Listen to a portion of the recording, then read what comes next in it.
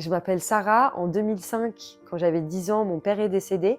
Suite à ça, j'ai été placée à l'aide sociale à l'enfance. Et aujourd'hui, on me réclame 1 million d'euros de dette. Sarah naît en 1995. Elle perd sa mère à 1 an. À ses 9 ans, elle déménage en Égypte avec son frère et son père, qui décèdent lui aussi brutalement 1 an plus tard. Les deux enfants sont rapatriés en France en 2008. On est arrivé directement à Paris, placé en foyer d'urgence. On est resté 6 mois dans ce foyer d'urgence, le temps de nous trouver quelque chose. À l'aide sociale à l'enfance, en tout cas dans le foyer où j'étais, à partir de 17-18 ans, on vous met dans un appartement. C'était une période mentalement qui était dure. J'ai eu du mal à faire le deuil de mon papa, qui aujourd'hui, même si j'ai 30 ans, c'est encore très très compliqué. Le jour de mes 21 ans, du coup parce que c'est le jour de votre anniversaire, j'ai dû quitter l'appartement que l'aide sociale à l'enfance en tout cas m'avait donné. Donc j'ai arrêté les études et j'ai commencé à travailler dans la restauration. J'ai fait vraiment tous les métiers alimentaires qui me permettaient de payer mon loyer. Et puis suite à ça, il y a quelques années, j'ai découvert la photographie qui aujourd'hui est une passion. À ses 21 ans, 3 mois après avoir quitté l'ASE, Sarah a rendez-vous chez le notaire avec son frère pour signer des papiers liés à la succession.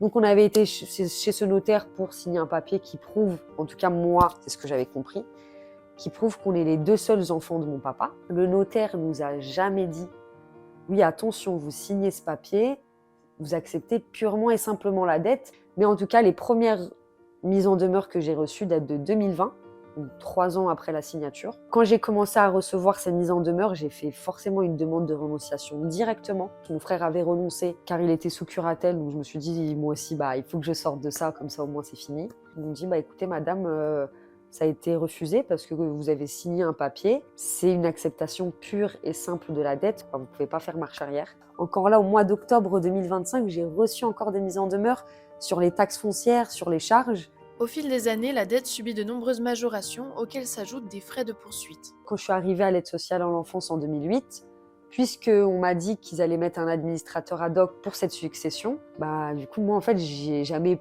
pensé plus que ça. Je me suis dit, je leur fais confiance.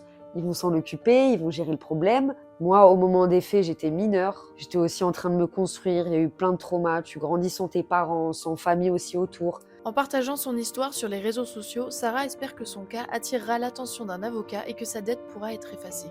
J'ai eu 30 ans il n'y a pas longtemps et je me suis dit, Sarah, en fait, c'est le moment. C'est le moment, j'ai envie de construire ma vie. Si j'ouvre une boîte, à partir du moment où je commence juste à gagner un peu d'argent, même si c'est pas des sommes énormes, mais voilà, ils vont dire il y a moyen de faire des échelonnements. Pour moi, c'est un peu une forme d'injustice parce que je me dis, j'ai été placée à l'aide sociale pendant 8 ans, j'étais pupille de l'État et aujourd'hui, c'est l'État qui me demande l'argent.